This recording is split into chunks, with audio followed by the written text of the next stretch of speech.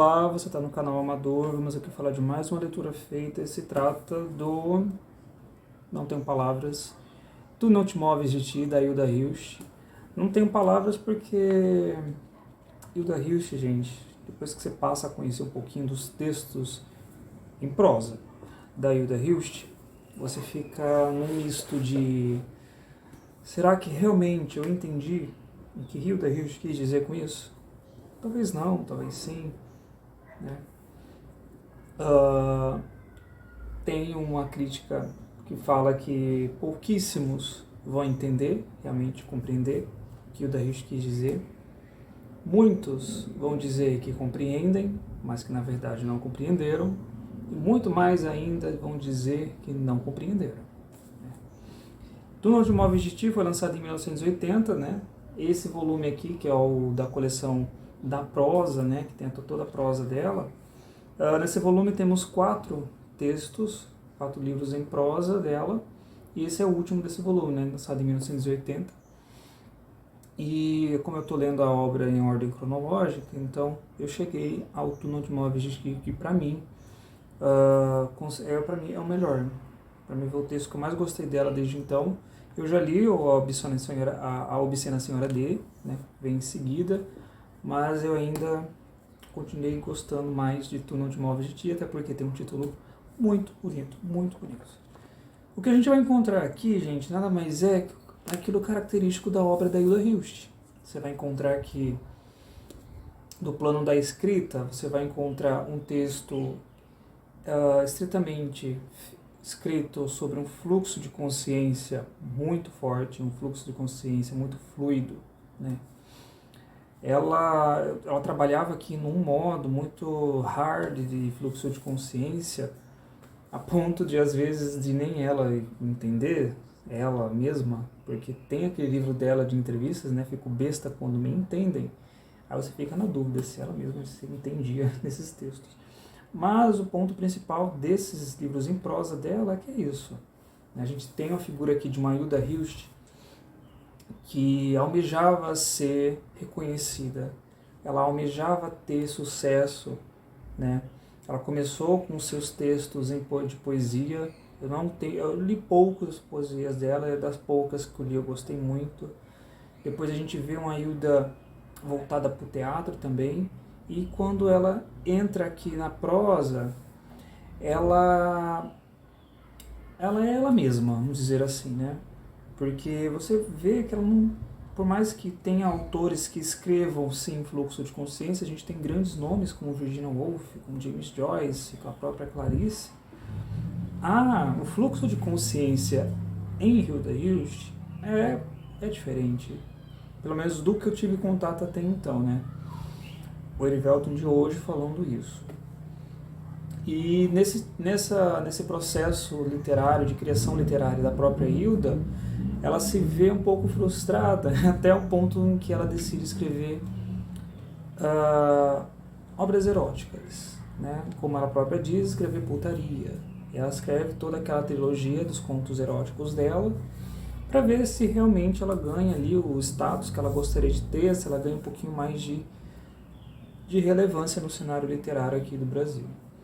O fato é que ela consegue nisso, né? Eu acho que depois dela ter sido homenageada na Flip de 2018, se não me engano, a gente já vê, né, em tão pouco espaço, ela sendo reconhecida, né, e sendo tema ali, homenageada de uma das maiores feiras literárias do Brasil, né? E teve sua obra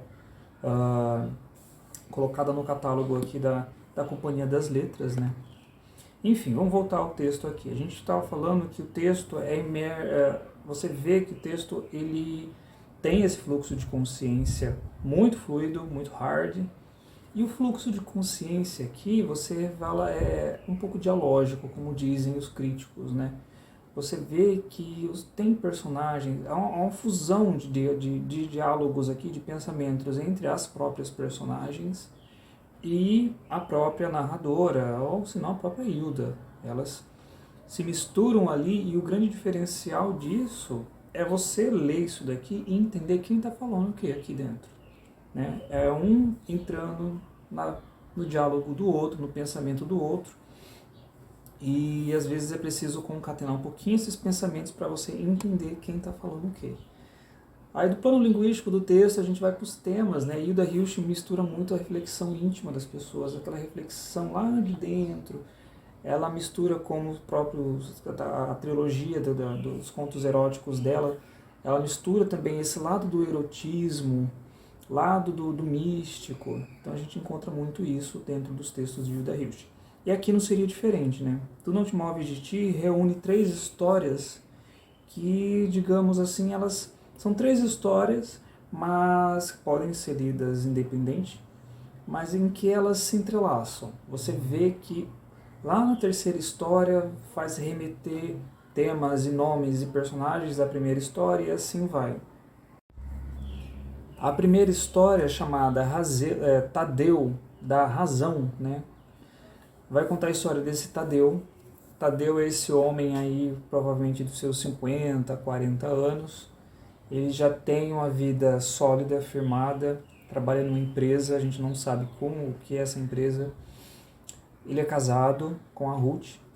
E esse Tadeu, a gente encontra ele naquele período da vida em que ele questiona do porquê daquilo tudo que ele está tendo, e aquilo que ele está tendo já não é suficiente para garantir a sua felicidade, né? A gente vê ele imerso ali em muitas reflexões a respeito da sua vida e fazendo comparações da sua vida de hoje com a sua vida de antes, né? E ele vai colocar essa vida de antes com cenários bem bucólicos, né? Como fazendas, como muito regado, né, da natureza, paisagem, rios, coisas que você não vê, por exemplo, em cidade grande, coisas que você não vê no próprio trabalho dele, na indústria, né, aliás, na empresa que ele trabalha, que as pessoas estão ali julgando ao mesmo tempo. Às vezes ele pensa ou imagina que dentro desse cenário bucólico, né, se remeter, não havia tanta pressão, não havia tanto julgamento e não havia tanta cobrança da parte dele, né? Então a gente vê esse Tadeu voltado para esse cenário. Ele vive o hoje, mas com pensamento, com lembranças desse passado. E nessa mistura desse cenário bucólico, ele vai se remetendo a alguns nomes, algumas pessoas em que ele teve contato antigamente e que hoje passa um gostinho de saudade, de quero mais, né? Ele encontra hoje na figura da sua esposa, da Ruth, uma pessoa um pouquinho voltada para a questão de frívola, né? Ela já não é aquela esposa que ele via no começo do casamento e que estão acostumados pelo menos ela está acostumada hoje a ter aquela vida que eles têm hoje e não se vê sem isso, né? A dependência desse materialismo todo, desse mundo raso do ponto de vista dele, né? Aqui na página 343, ele comenta um pouquinho, né, do que pode ser feito Ruth. Não há mais névoa agora, há fatos e retratos. Quando pensavas que víamos juntos as mesmas coisas, não era verdade. Que os fatos, as coisas, os retratos, o verde, o branco, coalhado da flor dos limoeiros, estava ali na nossa frente. E víamos tudo isso com o mesmo olho. Nada, não víamos. Teu limite é distante do meu. As descobertas não serão jamais as mesmas. Sofro de sofreguidão.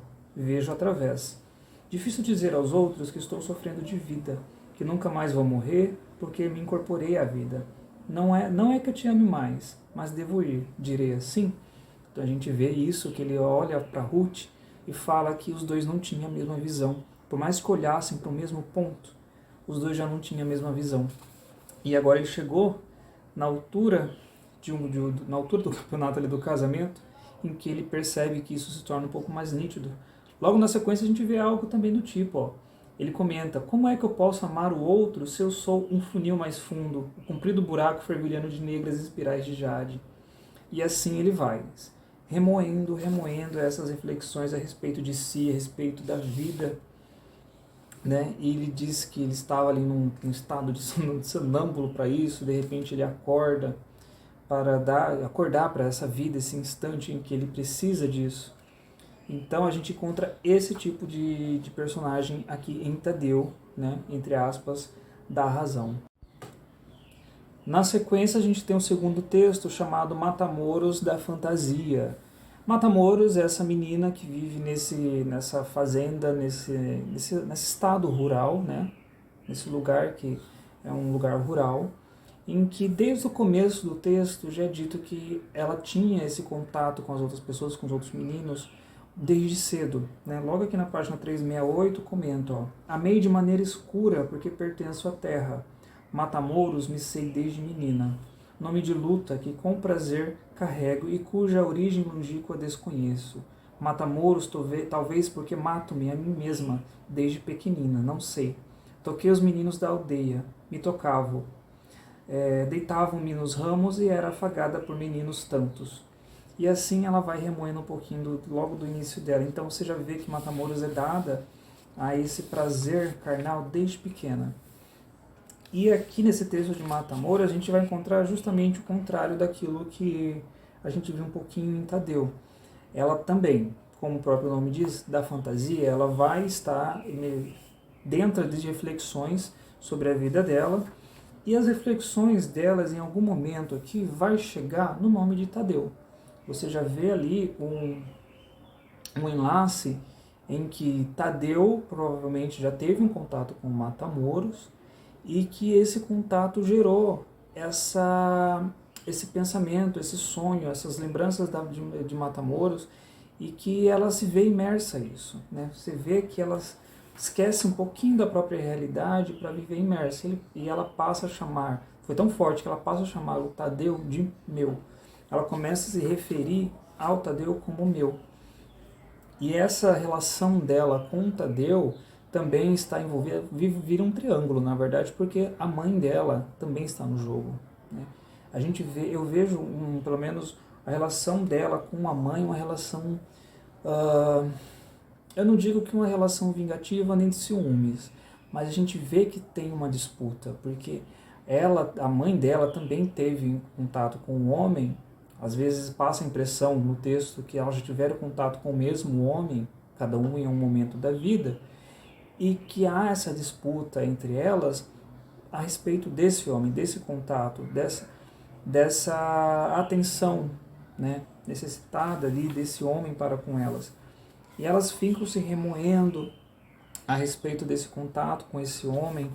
E Matamoros, ela é dada a essa reflexão, ela é dada a esse estado de sonho, né, de esquecer do que ela está vivendo, do real, para ficar ali imersa aos sonhos dela.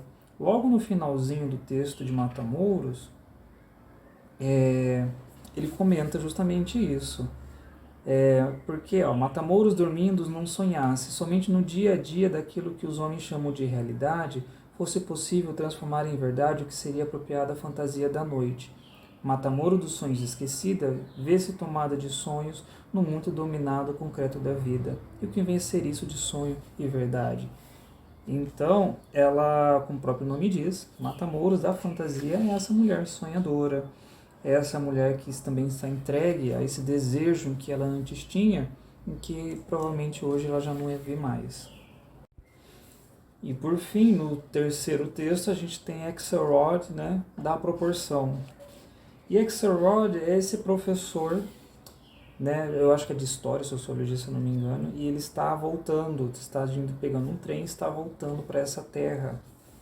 A gente não sabe muito bem, eu pelo menos não percebi se era a terra onde mora Matamoros. Mas enfim, é dito que ele está voltando para essa terra, e durante essa volta ele vai ter também esses lapsos de lembranças, principalmente de reflexões, né? O título é tirado dessa terceira parte do texto, né, do Tu Não Te Moves de Ti, que justamente eu acredito que dá a liga para esse texto todo, né? E justamente quando fala professor de história, eu fiquei pensando, né? História se remete à lembrança também, né? Um pouquinho de lembrança.